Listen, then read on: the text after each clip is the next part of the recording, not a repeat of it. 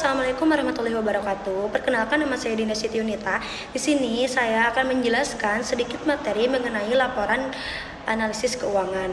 Nah, tujuan analisis laporan keuangan yaitu terbagi menjadi 4. Ada menilai kinerja keuangan, yaitu mengukur kesehatan keuangan perusahaan dan melihat performa keseluruhan dalam rangka mengevaluasi pencapaian tujuan keuangan. Yang kedua, ada mengidentifikasi tren, yaitu mengungkap pola dan tren dalam laporan keuangan untuk memperoleh wawasan tentang pertumbuhan, efisiensi, dan stabilitas perusahaan. Yang ketiga, ada mendukung perencanaan keuangan, yaitu memahami kondisi keuangan saat ini untuk pengambilan keputusan yang tepat dan merumuskan strategi keuangan yang efektif.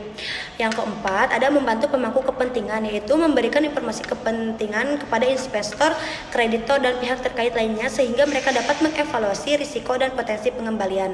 Selanjutnya, ada metode analisis laporan keuangan yang terbagi menjadi 3. Ada analisis rasio, analisis vertikal dan horizontal, dan perbandingan industri.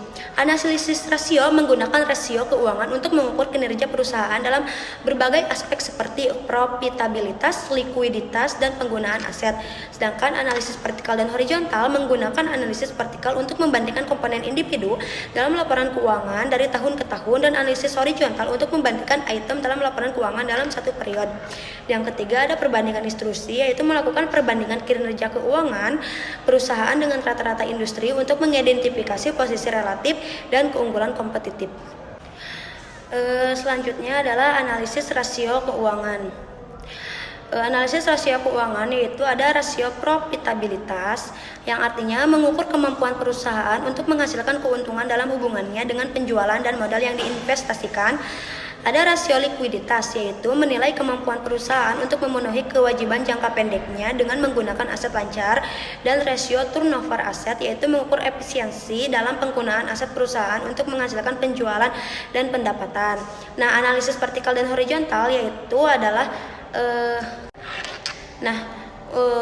untuk analisis vertikal dan horizontal, analisis vertikal artinya membandingkan proporsi item dalam laporan keuangan dari tahun ke tahun untuk mengidentifikasi perubahan dan tren dalam struktur keuangan perusahaan. Sedangkan analisis horizontal yaitu mengamati perubahan item dalam laporan keuangan dalam satu periode.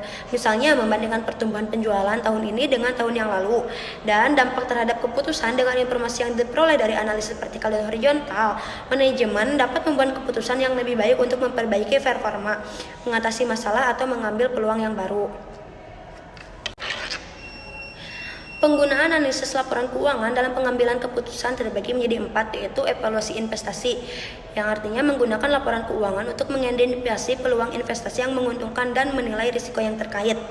Ada pemilihan sumber dana, yaitu memperoleh informasi dari laporan keuangan yang dianalisis untuk mengevaluasi pilihan sumber dana yang tersedia. Ada penentuan harga produk, yaitu analisis laporan keuangan untuk membantu menentukan harga produk dengan memperhitungkan biaya dan margin keuntungan yang diinginkan.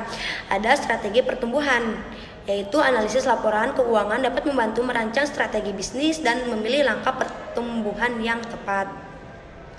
Nah, tantangan dalam analisis laporan keuangan yaitu ada 4 tantangan: keterbatasan data, keakuratan data, kompleksitas bisnis, dan tantangan interpretasi. Apa sih keterbatasan data? Yaitu keterbatasan informasi yang ada dalam laporan keuangan dapat menghambat analisis mendalam dan menyeluruh. Keakuratan data yaitu masalah keakuratan dan kualitas data dapat mempengaruhi kendala analisis laporan keuangan. Kompleksitas bisnis yaitu menghadapi struktur perusahaan dan kegiatan bisnis yang kompleks dapat menyulitkan analisis efektif terhadap laporan keuangan. Sedangkan tantangan interpretasi adalah mengartikan hasil analisis laporan keuangan dengan benar, membutuhkan pemahaman yang mendalam dan konteks yang tepat. Untuk kesimpulan dan saran, kesimpulannya di sini pentingnya analisis laporan keuangan untuk memahami kesehatan keuangan dan performa perusahaan. Dan sarannya menggunakan berbagai metode analisis guna mendapatkan perspektif yang menyeluruh dan memahami konteks operasional perusahaan. Nah, hanya sekian mungkin materi yang dapat saya jelaskan. Bila ada kesalahan mohon dimaklumi karena kita sama-sama masih belajar. Untuk itu sekian dan terima kasih. Wassalamualaikum warahmatullahi wabarakatuh.